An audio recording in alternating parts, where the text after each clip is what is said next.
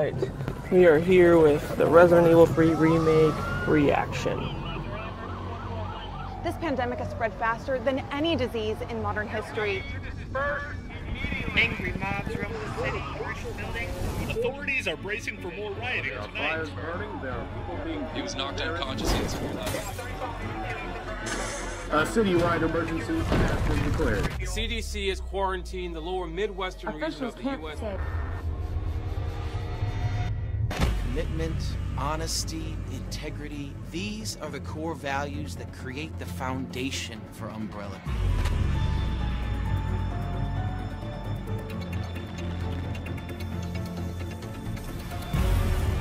It's this foundation that will continue to build a brighter future for all of us.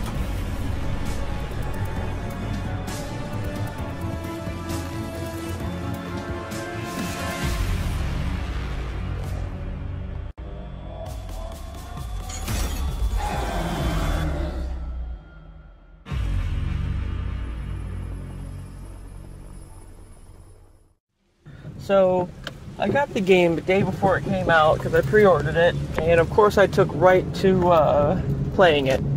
You know, I like how they changed a few things around. There are some pros and there are some cons. The game starts off with Jill in her apartment. You see a little bit more of, you know, the downfall of Raccoon City, with all the news reports and all the police getting, like, foobar from all the zombies, that kind of thing. And then it, you know, it shows Jill, trying to escape the city. Hello? Jill, are you okay? Brad, is that you? Listen, you gotta get out of there. What are you talking about? I don't have time to explain. You gotta get out of there right now. All right, let me grab my... So, right out the gate, Nemesis just bursts into her apartment and, like, beats the shit out of her. Then that scene in the original one, where the original one starts off with her, like, flying out of an exploding building, well, they've changed that to the remake, it being her apartment building. So that was cool. But yeah, Nemesis pretty much stalks you from the very beginning. And then you meet Brad, and Brad doesn't really make it too far. He doesn't get killed by Nemesis in this one. He actually gets bitten by a zombie trying to protect Jill. So that's a thing. So then, you know, Jill meets the Dario Rosso guy. Same thing, he hides himself in a trailer. He's just gonna, you know, starve to death probably. And then you go to a rooftop where you try to escape on helicopter, but of course Nemesis blows the helicopter all to hell. And then you hit him with a car, which I thought was pretty cool. She has like a GTA motherfucker moment right there. So, that was awesome. But of course he gets right back up after the crash, and then, you know, Carlos comes to the rescue, and then Carlos takes you to the subway where he and his team have like a little base set up, and they're trying to like get all these survivors out of the city, but there's no power running to the train. Yes. Well, we are doing all we can. If we can get this subway train moving, we can evacuate some survivors. But we need help. My men cannot do this alone.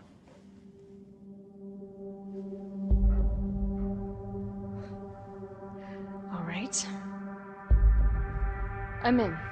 So then you must go to this power plant with like these fucking spider things. I know those were in the original one. I forget what they called them, but they pretty much shoot a tube down your throat and like implant you with like some kind of insects or something, like baby spiders, I don't know. So you gotta run through the power plant and like restart these 4 generators, and then you gotta go across the city to the railway station, and you have to select the route for the tram to go.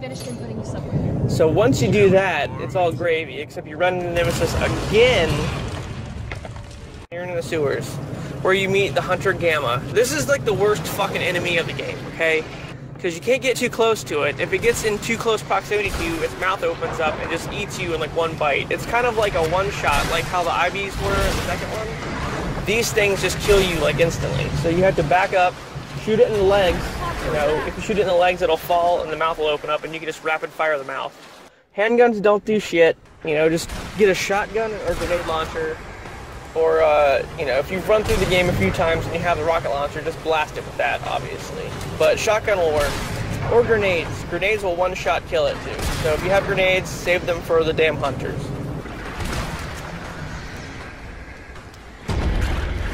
So you have to get this electronic battery to go running through the sewer. The whole point is to get to higher ground, where inevitably you fight the Nemesis again.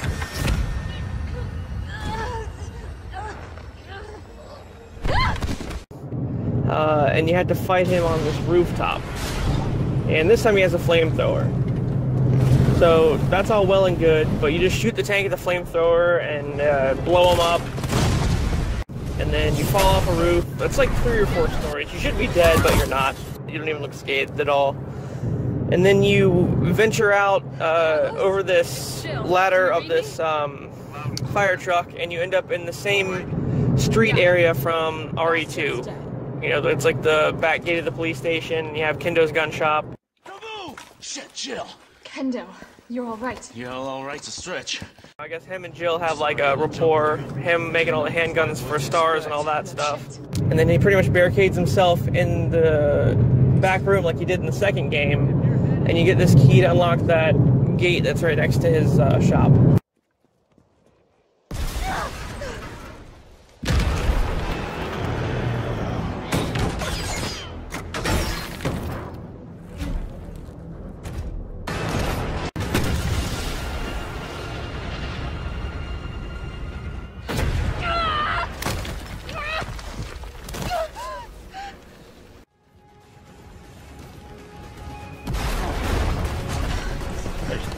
You okay? Go. Go! Come on, forget about it!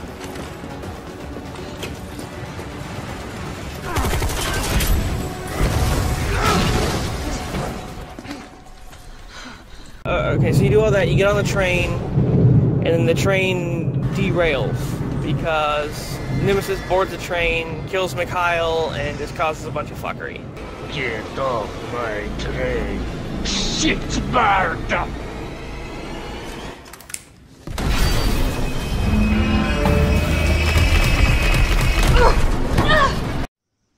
Meanwhile, you play as Carlos, and you go to the RPD, and it's kind of right before Leon and Claire get there, so you see the way Marvin gets bit, because when you meet Marvin in part 2, he's already, you know, all fucked up.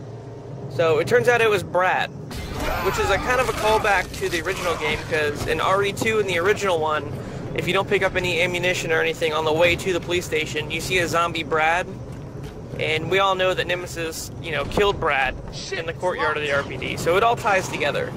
But in the remake here, the zombie Brad just wanders into the police station courtyard and bites Marvin.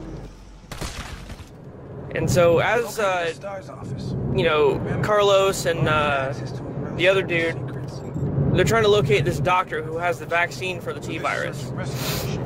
So they have to go to the STARS office to find him. You know in the second game how you walk in and everything's just already all fucked up, like the liquor like tore the guys apart in the hallway, and there's just a random helicopter crash, and some of the walls in the RPD are just destroyed.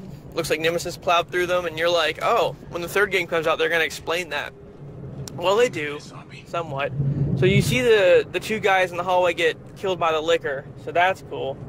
And then you go upstairs, and you have to go through the bathrooms to get to the STARS hallway. So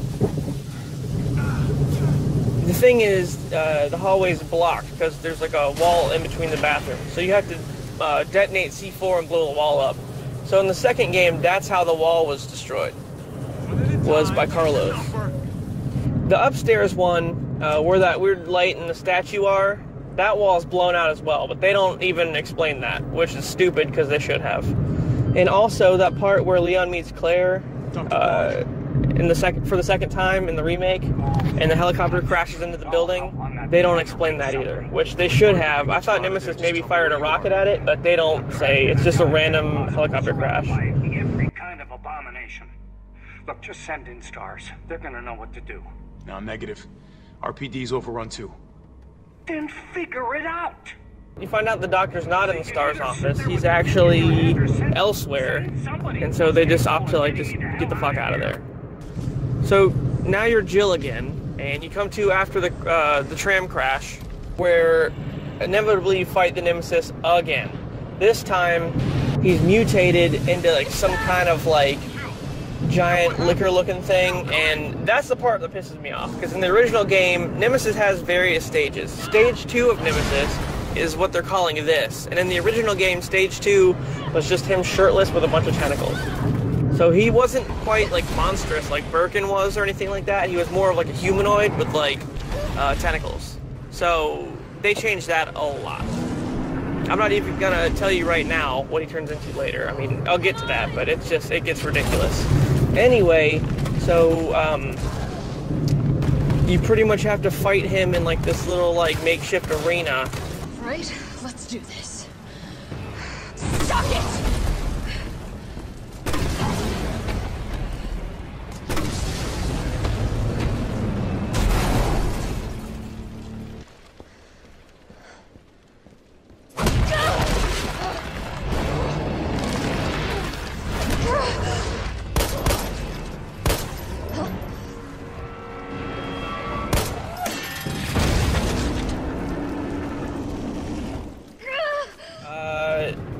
In his dying breath, he hits you with, like, a spike or something and, like, infects you. So Jill passes the hell out, and it goes to Carlos, which brings her to the hospital. Fight it, Jill.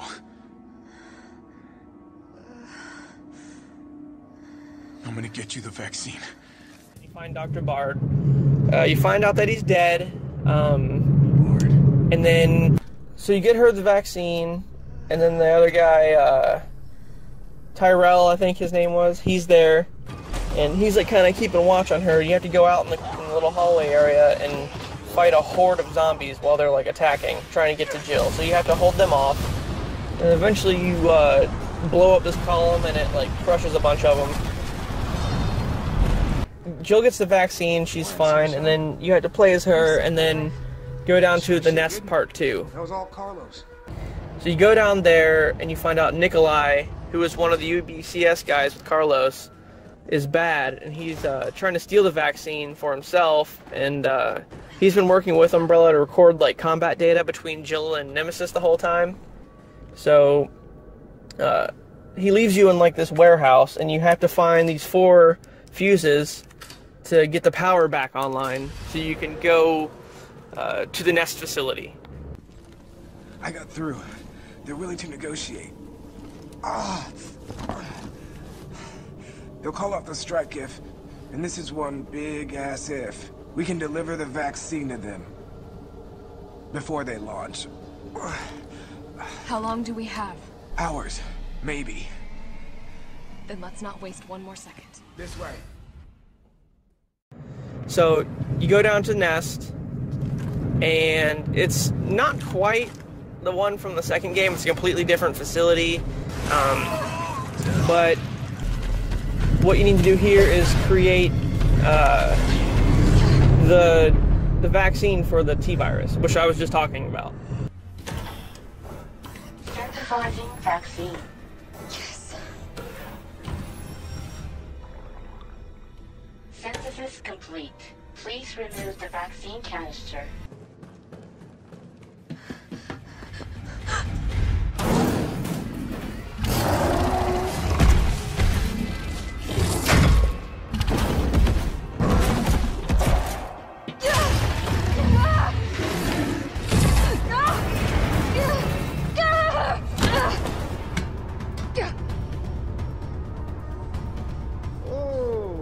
What do we have here?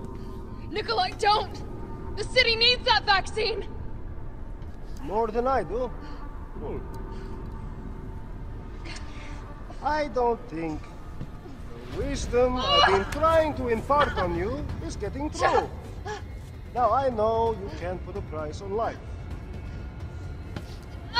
But I'm in this business to get paid. So, let's make a deal. You go down there, battle the Nemesis, and I'll recall it all and sell the combat data.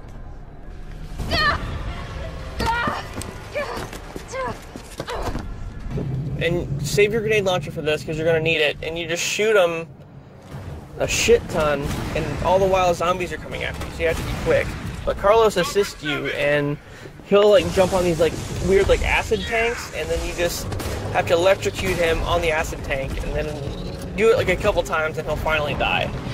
Rotating between the grenade launcher and then electrocuting him like 2 or 3 times, I think, and then Carlos will finally shoot a tank and spill a bunch of acid all over him, and then he'll like melt. And then you pursue him to get it, but in doing so you meet Nemesis again, this time in the rail cannon room. And now if you remember from the original one, the rail cannon overheated like after every use, so you had to keep plugging the batteries back in.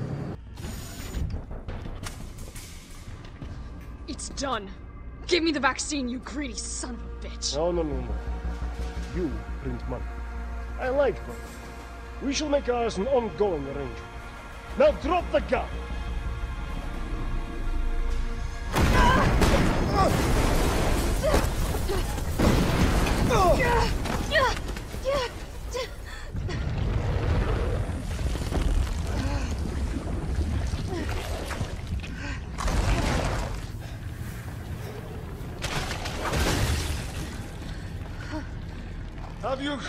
Have you ever seen anything so incredible?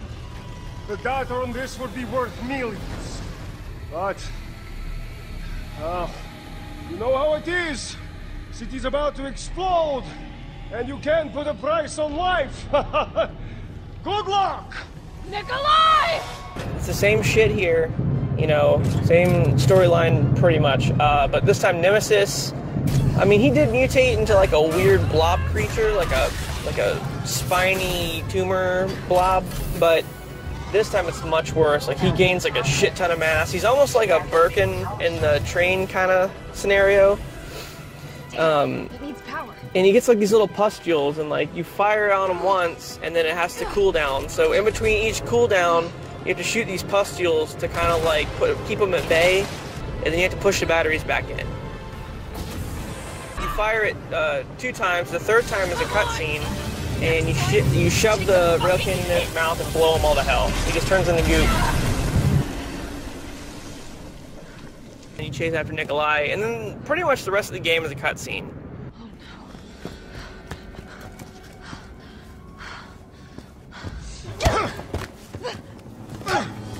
You're not going to stop. Promised you this, didn't I? No! Do you have any idea what you've just done? No. Don't care. My client ordered me to reduce Umbrella to rubber. 10 minutes until missile impact. The missile has launched. And that is my cue. Goodbye, Miss Valentine. Shame you didn't listen to me when you had the chance.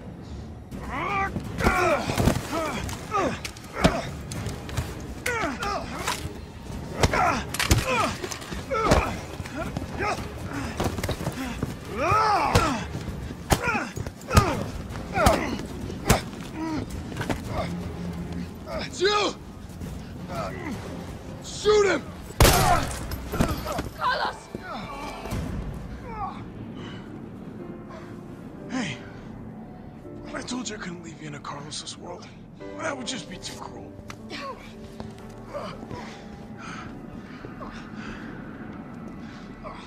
What about him?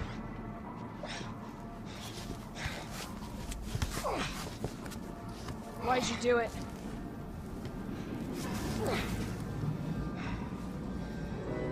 There's a price tag for everything. Even letting the world burn. Who are you working for? I'll tell you, if you get me out of here. I'll pay you whatever you want. You're a fool. You're a fool! If I die, you'll never find out the truth. I don't mind a little detective work. And then as you guys fly away, the nuke hits Raccoon City and obliterates it just like in the original.